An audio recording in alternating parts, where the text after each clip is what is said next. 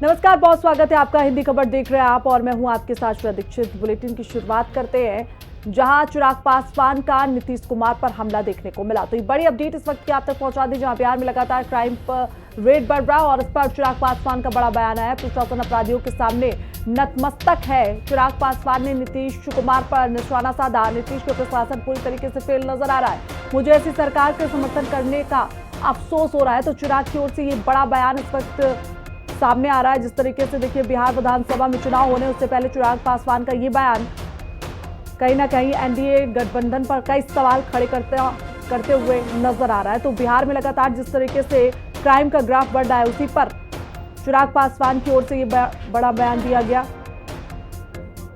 उन्होंने कहा कि नीतीश सरकार पूरी तरीके से फेल है। मुझे ऐसी सरकार का समर्थन करने पर अफसोस हो रहा है। चिराग पासवान का नीतीश कुमार पर हमला। तो ये बड़ी जानकारी इस वक्त की।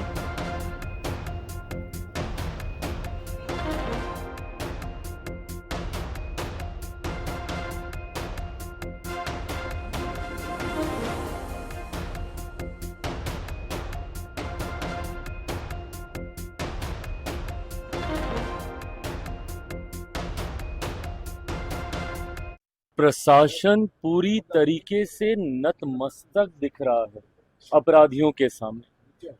ये बात सही है कि जो ये घटना घटी है, ये जितनी निंदनीय है, जितनी शर्मनाक है, कार्रवाई भी हुई, गिरफ्तारी भी हुई, पर पहली बात, ऐसी घटनाएं घट क्यों रही हैं?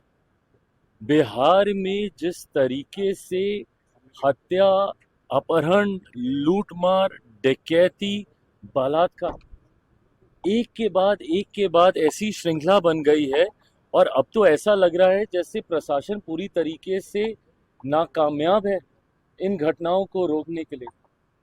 और अगर ऐसे ही चलता रहा तो ये आने वाले दिनों में एक बहुत भयावह परिस्थिति उत्पन्न कर देगा हमारे प्रदेश के लिए। उत्पन्न हो चुकी है।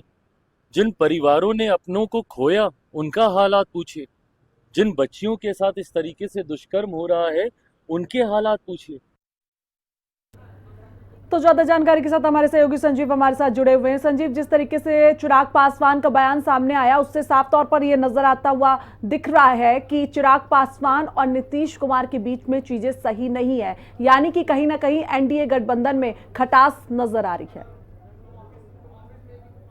देखिए, यही चिराग पासवान थे जिन्होंने नीतीश कुमार को बड़े भाई से छोटे भाई के रूप में पिछले विधानसभा के चुनाव में किस तरह से छोटा भाई कर दिया, यानी कि उनके सीटों में किस तरह से सेंधमारी की अकेले चुनाव लड़ा और सीधा सीधा नुकसान नीतीश कुमार को हुआ था।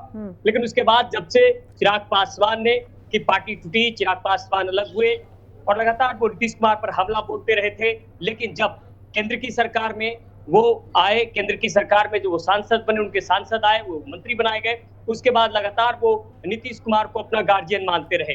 ये सियासत है। और अब चिराग पासवान ने खुलकर जिस तरह से एक तरह से कहें कि नीतीश कुमार की सरकार पर सीधा निशाना साधा है कि कानून व्यवस्था बिल्कुल बदत्तर हो गई है और प्रशासन जो है अब पूरी तरह से फेल है, यानी कि अपने ही सरकार के सहयोगी को अपने ही सरकार में किस तरह से कटघरे में खड़ा कर रहे हैं। क्या ये चुनाव में कोई नई रणनीति है? क्या चिराग पासवान जिस तरह से बार बार ये कह रहे थे कि उन्हें बिहार और बिहारी बुला रहे हैं, क्या ये चिराग पासवान जिस तरह से कह रहे थे फर्स्ट बिहार और फर्स्ट बिहारी उनका कंसेप्ट है? निश्चित तौर पर बिहार की सियासत में अब कहीं ना कहीं आने वाले समय में युवाओं का दौर है। आप जानिए, पहले अगर चेहरों की बात की जाए तो तेजस्वी चिराग और उसके बाद नए चेहरे के तौर पर प्रशांत किशोर, और जाहिर तौर पर बिहार की सियासत में चिराग पासवान ये चाहते हैं कि वो बिहार की बागडोर थामे। और यही कारण था कि आपने देखा होगा कई बार उनके समर्थक पोस्टर्स लगाते थे दीवारों पर कि अगला मुख्यमंत्री। ठीक है संजीव, वापस आपके पास लौटेंगे, लेकिन देखिए हमारे साथ आरजेडी से शक्ति यादव प्रवक्ता जुड़े हुए, नीरज कुमार प्रवक्ता जेडीयू से जुड़े हैं। तो सबसे पहले हम नीरज कुमार जी आपके पास आते हैं कि जिस तरीके से हालात नजर आ रहे हैं और उस पर चिराग पासवान का बयान, क्या कहेंगे? हालात पहले आप एक्सप्लेन कर दीजिए तब हमको सुविधा होगी। हालात आप ही बता पाइएगा ना। हम बिल्कुल, जिस तरीके से देखिए ग्राफ बढ़ता जा रहा है बिहार में क्राइम का, लगातार एक के बाद वैसे नहीं बोला जाता। स्टेट क्राइम ब्यूरो या नेशनल क्राइम ब्यूरो, दो ही रिकॉर्ड है। ये दोनों में कोई डेटा का रेफरेंस दीजिएगा ना। ये दोनों में से कोई तो डेटा का रेफरेंस दीजिएगा। ऐसे ही तो बोल दीजिए अगर ये नई अपडेट है तो कि पूरे दुनिया देश कहीं अपराध होता है, चुगलखोरी भी नहीं होती, केवल बिहार में। और बिहार के लोग अब बस से चलना बंद करते हैं। कानून का कोरोना काल आ गया। ये भी बता दीजिए कि किस जिले में, किस गांव में, किस राजस्व गांव में है। ये हम जानकारी हमको नहीं है, हम लोग अपना जानकारी बढ़ाना चाह रहे हैं। ठीक है, तो चिराग पासवान जो बयान दे रहे हैं उस पर तो आप क्या कहेंगे? आप उस बोल पर देते हैं, नवसीराती भी हम बोलते हैं, दाएं बाएं थोड़े बोलते हैं। अति सर्वत्र वर्जयते, सुख जहां मिले वहीं चैन से रहना चाहिए। शरीर कहीं और आत्मा कहीं तो हम कोई मदद नहीं कर सकते हैं। माननीय प्रधानमंत्री नरेंद्र भाई मोदी, माननीय गृह मंत्री अमित शाह जी को भरोसा है नीतीश कुमार जी पर, और नीतीश कुमार जी पर जनता का भरोसा है। ये वही सुनता है कि नीतीश कुमार जी, अरे भरोसा तो कुछ दिन पहले चिराग पासवान को भी था ना सर, नीतीश कुमार पर। भरोसा है नहीं कहते वो अगर सावन में बदले हैं तो वो ना बता रहे हैं कौन पूजा करके आए हैं, हम बता पाएंगे कैसे?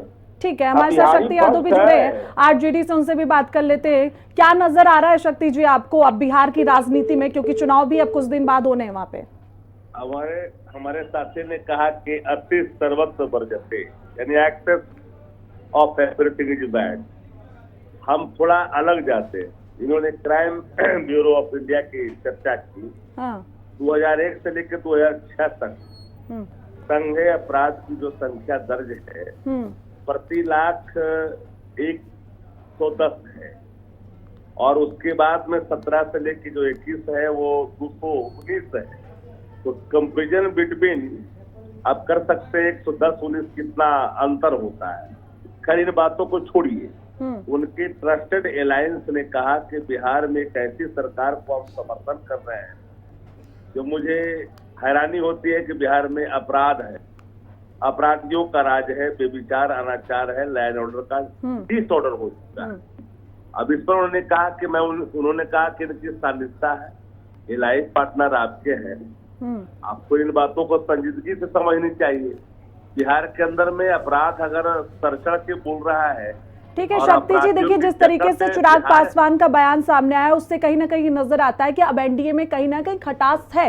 इसका फायदा आपको होगा क्या चुनाव में? नहीं, एनडीए में खटास है। इससे ज्यादा महत्वपूर्ण बात यह है बिहार की अदतर स्थिति का अगर कोई प्रस्तुतिकरण कर रहा है तो उसे आप एनडीए में खटास को जोड़कर नहीं देखते। कभी कभी स्वाभाविक प्रतिक्रियाएं भी सामयिक रूप से प्रकट होता है, तो मैं इस रूप में क्यों नहीं देखें? चिराग पासवान तो केंद्रीय मंत्री है, सत्ता प्रतिष्ठान का वो पार्टनर है। सबको पता है कि बिहार में अपराध है, अपराधियों का बोलबाला है। पूरी तरह से माननीय मुख्यमंत्री जिनका हम सम्मान करते हैं उनके बारे में चर्चाएं आम है कि once upon a time there was Nitish Kumar, now here is Nitish Kumar. Nitish Kumar ji सदन के अंदर में 5 मिनट भाषण देते हैं और 5 गलतियां करते हैं। वो नीतीश कुमार नहीं थे, है जो है अभी। कहते हैं कि लालू जी और तुम्हारी माता और तुम्हारे पिता मंत्री रहे जबकि मुख्यमंत्री रहे, तुम मुख्यमंत्री रहे हो जबकि उप मुख्यमंत्री रहे। तो बिहार के हालात को इसी से अंदाजा लगा सकते हैं कि माननीय मुख्यमंत्री जी की उम्र और उम्र पर उनकी जो असर है अचिंता का, उसका ये पूरा हालात पूरी बिहार की आवाम को भुगतना पड़ रहा है। चारों तरफ अराजकता है, लैंड ऑर्डर का डिसऑर्डर हो चुका है। लेकिन शक्ति जी ये वो भी यही बात कह रहे हैं ना कि जब आप लोगों की सरकार थी, आप लोग सत्ता में थे, तब भी जंगल राज था। तो जिनके घर खुद के शीशे के होते हैं तो वो दूसरों के घर पे पत्थर नहीं मारते। नहीं, सवाल आप यही है आप लोगों की दिक्कत। सबसे बड़ी बात है कि जनता के राज को जंगल राज आप नहीं कर सकते। जो लोग गांव में, कस्बों में, पगडंडियों में, मुख्यधारा से कटे हुए लोग जब सत्ता के शीर्ष तक पहुंचे तो शासित वर्गों ने उन्हें जंगल राज की संज्ञा दी। बट जो आज हालात है पूरे बिहार के अंदर, चाहे कोसी का इलाका हो, भोजपुर का इलाका, शाहबाद का हो, पूर्वांचल का इलाका हो, सीमांचल का इलाका हो, चारों तरफ कैपिटल जो राजधानी पटना का है, जो हार्ट ऑफ कैपिटल है गांधी मैदान, वहाँ बीजेपी नेता खेमका की हत्या होती है, जहाँ एसपी, डीआईजी, आईजी और थाना के दफ्तर हैं और 112 ठीक है, देखिए हमारे साथ कांग्रेस के प्रवक्ता स्नेह शीस भी जुड़े हुए हैं। सर, सबसे पहले आपसे यही सवाल पूछूंगी, क्योंकि जिस तरीके से चुनाव आने वाले हैं और आप लोग भी काफी एक्टिव नजर आ रहे हैं, ऐसे में जिस तरीके से चिराग पासवान का बयान सामने आता है तो साफ तौर पर वो कहीं ना कहीं सरकार का समर्थन नहीं कर रहे हैं। आपको क्या लगता है कि फायदा होगा इससे आपको? देखिए, चिराग जी के कहने नहीं कहने से फायदा की बात या और घाटे की बात नहीं है। हम लोग बिहार की बात कर रहे हैं और बिहार में स्थापित जो गुंडा राज है उसकी खिलाफत हर बिहारी को करना चाहिए, चाहे वो किसी भी राजनीतिक दल में हो, क्योंकि बिहार करा रहा है, बिहार अपराध का क्राइम कैपिटल बन गया है इस देश का।